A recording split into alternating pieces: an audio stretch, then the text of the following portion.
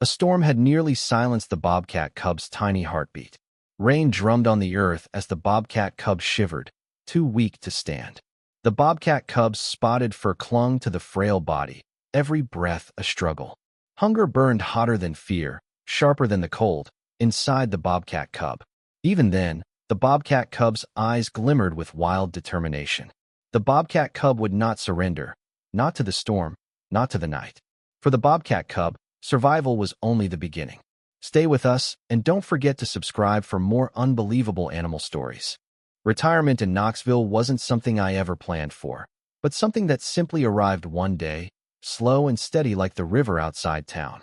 My mornings had settled into a predictable rhythm: a pot of black coffee, the local paper spread across the kitchen table, and a crossword puzzle that always seemed to mock me with its Saturday clues. After decades swinging a hammer as a carpenter, my hands itched for work, but life had gone quiet in ways I never expected. My wife had passed 5 winters ago, and though my daughter Sarah visited often, the house carried a kind of silence that clung to the walls. Every creak of the floorboards sounded louder than it should, every clock ticked sharper in the empty rooms. I told myself I was content, but deep down I knew the days blended together too easily. That changed one stormy evening in late September. The kind of storm that rattles windows like angry fists and turns the Tennessee sky a bruised purple. The rain came sideways, drumming on the roof as if the heavens had tipped over a bucket. Power lines swayed, lightning lit up the ridges, and the French Broad River swelled with a roar that could be heard from miles away. Folks on the radio warned to stay inside, but an old carpenter's habit had me checking the gutters, securing the trash bins, making sure the porch chairs wouldn't fly off like kites. That's when I noticed a semi-truck pulled over on the shoulder of the county highway, hazard lights blinking against the sheets of rain. Normally I'd keep driving, but the driver was out there waving his arms like a man who needed help. Against my better judgment, I pulled over. When I rolled my window down, a blast of cold rain hit me square in the face. "Sir," the trucker shouted, his voice barely cutting through the thunder. "There's something alive down in the ditch." Thought it was a kitten at first, but I ain't so sure. We sloshed down the embankment together, my boots sinking into the mud. The ditch was more a stream by then, water rushing so hard it tugged at my ankles. My flashlight beam caught on a sodden clump of fur wedged against a tangle of roots. At first glance, I thought the poor thing was already gone. But then, just faintly, it twitched. 2 pale eyes blinked open, reflecting the light in sharp pinpoints. Not a kitten, not even close. Tufted ears stood crooked, trembling like little question marks. A bobcat cub, no bigger than a shoebox, weak enough to let the current nearly swallow him whole. "Easy, little guy," I murmured, lowering my jacket. His tiny body shivered, ribs pressing against my palms as I lifted him free. He didn't fight. He didn't even mewl. He just sagged into the warmth of the denim, breathing in shallow gasps like a candle flame threatening to gutter out. The trucker clapped my shoulder, relief flashing across his rain-streaked face. "Bless you, old-timer. You got him." Then, just as quickly, he jogged back to his rig and disappeared into the storm, leaving me standing in the ditch with a bundle of fur and a choice I never expected to make. Back in my truck, I cranked the heat high. The cab filled with the smell of wet fur and creek water, sharp and earthy. The cub twitched, his breath barely there. I pressed my jacket tighter around him, as though I could will some of my own warmth into his bones. My hands shook, not from the cold, but from the weight of the decision pressing in. This was no stray kitten I could drop off at the shelter. This was a wild creature, too young to fend for himself, too fragile to be left to the storm. My first thought was Sarah. She was in her 2nd year of veterinary school, always lugging around textbooks bigger than her backpack. If anyone would know what to do, it was her. I fumbled for my phone and called. She answered on the 2nd ring, her voice breathless. "Dad, are you okay? You shouldn't be out in this weather." "I found something," I said, glancing down at the bundle stirring in my lap. "Not sure what it is yet, but I think it's a bobcat. He's starving, soaked to the bone." There was a pause, then the sound of her gathering things. "Stay put. Don't move. I'm coming." 15 minutes later, Sarah was in my passenger seat, hair plastered to her face from the rain, a stethoscope still looped around her neck like she'd sprinted straight from class. She pressed her fingers gently along the cub's jaw, checked his gums, and whispered, "He's dehydrated. We've got to get fluids in him right away." As she spoke, the little creature stirred again, opening his eyes fully for the first time. They weren't the dull, glassy eyes of an animal fading away. They burned faintly, fiercely, like a spark refusing to die in the wet.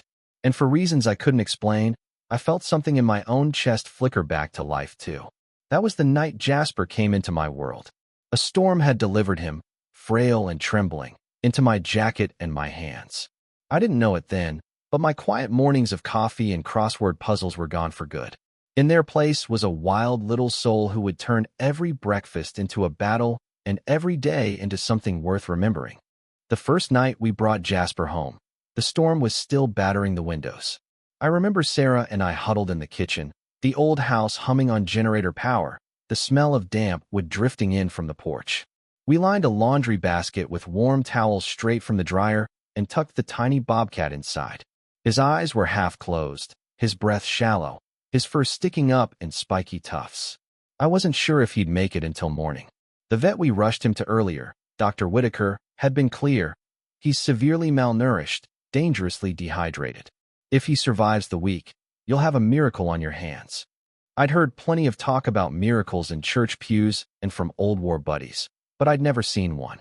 Still, their Jasper was weak, trembling, but alive.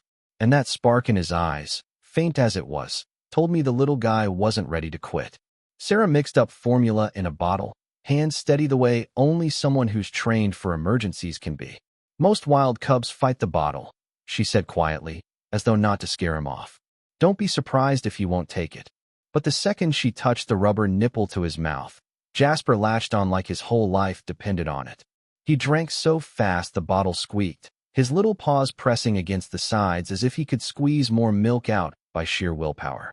His belly swelled round, and when the bottle emptied, he whimpered for more.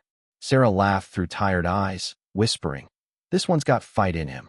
That hunger never left him. It became his trademark. By the second week, Jasper's ribs weren't sticking out quite as sharply. His coat began to fluff, golden brown with faint black spots that caught the light like shadows. His eyes tracked everything: my coffee cup, Sarah's sandwich, the cereal box I left on the counter. He'd follow us into the pantry, nose twitching, little claws scrabbling at shelves he couldn't yet reach. I quickly learned to childproof my kitchen the way parents do for toddlers. Cabinet latches, bread box shoved onto the top shelf, leftovers hidden in the microwave. But no matter how clever I thought I was, Jasper was always one step ahead. He wasn't content with just the bottle anymore. He wanted everything: crackers, cheese, cookies, even the bowl of fruit Sarah left on the counter for her study snacks. One afternoon, I caught him dragging an apple nearly the size of his head across the floor, growling at it like a rival. Another time, he toppled a box of pancake mix, sending flour exploding across the kitchen like fresh snow. Sarah doubled over laughing, snapping pictures on her phone while I tried to sweep up the mess before he decided flour counted as food too. But it wasn't just about hunger. It was about claiming space. Each day, Jasper pushed a little farther into the heart of the house. First the basket in the laundry room, then the hallway, then the kitchen, until finally he strutted across the dining table like it belonged to him. The house I once thought too quiet now rang with the sound of little claws on hardwood floors, with Sarah's laughter, with the constant shuffle of chasing him down before he carried off something edible, or not. Still, behind all the chaos, there was a kind of wonder. Watching Jasper transform from that half-dead bundle of fur into a wild, determined ball of energy was like watching life itself reassert its grip. Every empty bottle, every crumb he snatched, every determined pounce at a plate reminded me that hunger, raw, unrelenting hunger, wasn't just about food. It was about survival. And maybe that's what hooked me most. I had rescued him from the storm, but it was his stubborn hunger that taught me something in return. That when life knocks you down, sometimes all you can do is keep clawing forward, one bite at a time. By the end of that second month, Sarah looked at me over the kitchen table while Jasper prowled between us, his eyes locked on my buttered toast. "Dad," she said with a grin, "I think he believes this house is his restaurant now." And judging by the way Jasper launched himself toward my plate seconds later, I couldn't argue. The hunger was still there, louder, stronger, and it was only the beginning of our daily battles for food. By the third month, Jasper wasn't just surviving. He was thriving, and my kitchen had become his battlefield. He'd grown from a fragile bundle that fit inside my jacket to a 10-pound ball of muscle and mischief, sleek fur shining and eyes burning with constant curiosity. Every mealtime turned into a contest of wills, and more often than not, Jasper won. It started small. I'd be eating eggs at the kitchen table when he'd creep up, crouched low, tail twitching like a metronome. At first, I thought it was cute, this little bobcat cub staring at my plate like the world depended on it. But cute didn't last. The moment I lifted my fork, Jasper would leap, claws catching the edge of the table, nose diving toward my food. More mornings than I care to admit ended with spilled coffee, eggs scattered across the floor, and Sarah laughing so hard she could barely breathe.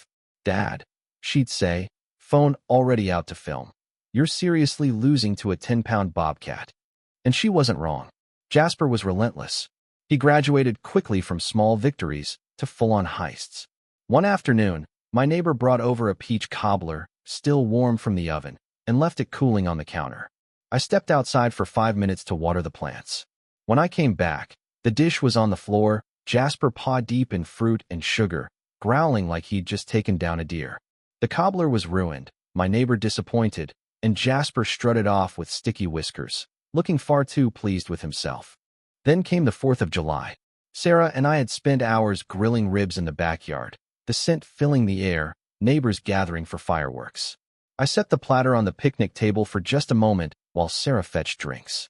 By the time we returned, Jasper was already dragging one rib across the grass, growling as if the whole country had declared it his prize. Kids from down the street cheered him on, laughing at his determination. I should have been embarrassed, but even I couldn't help but laugh. Christmas wasn't any better. My family gathered, filling the house with laughter, wrapping paper, and the smell of roasted ham. I turned to pour cider, and in that split second, Jasper leapt onto the dining table in front of everyone. He sank his teeth into the ham and tugged until the whole dish slid dangerously close to the edge. My relatives gasped, Sarah shouted, and Jasper, victorious, tore off with a chunk of Christmas dinner clamped between his jaws. The room erupted in laughter that echoed louder than the carols. It was chaos, pure, unfiltered chaos. And yet, in some strange way, it made my home feel alive again. Before Jasper, my meals had been quiet, the kind of quiet that presses heavy on a man who's lived alone too long. I'd sip my coffee, pick at toast, and listen to the refrigerator hum. Now, every meal came with a story. Every plate was a challenge. I never ate in silence anymore. There was always a set of tufted ears peeking from under the table, always a pair of golden eyes calculating the best angle of attack. And while part of me grumbled about ruined shirts, wasted food, and the money spent on extra groceries, another part of me welcomed it. The house had laughter again. My daughter's smile seemed brighter. Neighbors stopped by more often, curious to hear what Jasper had stolen that week. For a retired carpenter who thought his best stories were behind him, here I was, living a new one every single day. One evening, after losing half a pancake to Jasper's lightning-fast paws, I leaned back in my chair and sighed. "This little guy isn't just stealing food," I muttered. "He's stealing the whole show." Sarah laughed, scratching Jasper's ears as he licked butter off his paw like a king surveying conquered land. "Maybe that's the point," she said. "You rescued him, Dad. Now he's rescuing you, one meal at a time." She wasn't wrong. What began as a battle for breakfast had turned into something much bigger. Jasper wasn't just teaching me how to guard my plate. He was teaching me how to live again, in all the noisy, messy, unpredictable ways I didn't know I'd been missing. By the time winter melted into spring, Jasper had grown into himself. He wasn't the fragile cub I had lifted from a ditch that stormy night. He was strong, quick, clever, and far too sure that my house belonged to him. His paws carried him across countertops as if they were mountain ledges, his eyes sharp as he scouted every plate, every cupboard, every grocery bag. Meals were still battles, but now they felt less like nuisances and more like rituals, part of the rhythm of our days. One evening, after a long day of tinkering in the shed, I sat down with a simple dinner, soup and toast. Sarah was flipping through her textbooks at the table, absent-mindedly munching an apple. Jasper lounged nearby, his tufted ears twitching every time my spoon clinked the bowl. I knew that look. I'd seen it every meal for months. Sure enough, in a flash, he launched himself onto the chair beside me, eyes locked on the buttered toast. Before I could react, he hooked it neatly off the plate and pranced under the table, crumbs scattering like confetti. I groaned. Sarah burst into laughter, and Jasper, satisfied, settled in with his prize. But as I watched him licking butter from his whiskers, I realized something I hadn't before. This wasn't just about food. He had claimed the toast, yes, but he'd also claimed a piece of my heart, and maybe even the silence that used to haunt my home. What once was a house too quiet for its walls was now a place of noise and laughter, of spilled coffee and missing dinners, of daily stories that Sarah eagerly shared with her classmates. Holidays turned legendary because of him. The Christmas ham incident became family folklore, told with roaring laughter at every gathering. Neighbors stopped by just to ask, "What's Jasper stolen this week?" Even the mailman knew his reputation. One morning he knocked to deliver a package and chuckled, "Better hide it from your bobcat, sir." And yet, in quieter moments, Jasper was more than a mischief maker. On nights when arthritis pinched my joints or when the empty side of the bed weighed heavier than usual, Jasper would curl against me on the couch, his purr rumbling deep and steady. That sound, wild yet gentle, soothed in a way words never could. It reminded me that survival wasn't just about food. It was about connection, about the fight to stay alive long enough to find warmth and belonging again. I had saved him from the storm, but in his own way, Jasper had saved me from the storm inside my own life. The loneliness, the long stretch of quiet mornings, the sense that my best days were behind me. One morning, as sunlight poured through the blinds, I slid the last piece of toast across the table toward him without protest. He looked up at me, eyes gleaming, and pounced on it with all the pride of a hunter claiming his kill. Sarah grinned. "See, Dad? He's not just your pet. He's your partner." And she was right. Jasper wasn't a pet in the traditional sense. He was a wild soul who had found his way into my house, my routines, and my story. Life with a rescue Bobcat Cub wasn't quiet, wasn't easy, and certainly wasn't boring. But it was alive, louder, fuller, brighter than I ever imagined it could be. So yes, I've lost more meals than I can count. Pies, ribs, toast, pancakes, they've all fallen to Jasper's determination. But in return, I've gained something far greater. A home filled with laughter, a bond with my daughter, and the daily reminder that even the wildest, most unexpected storms can leave behind gifts you never knew you needed. That night, as Jasper leapt onto the chair beside me and licked butter from his paw like a king surveying his kingdom, I leaned back and smiled. "All right, partner," I whispered. "This house belongs to both of us now." And for the first time in years, I meant it.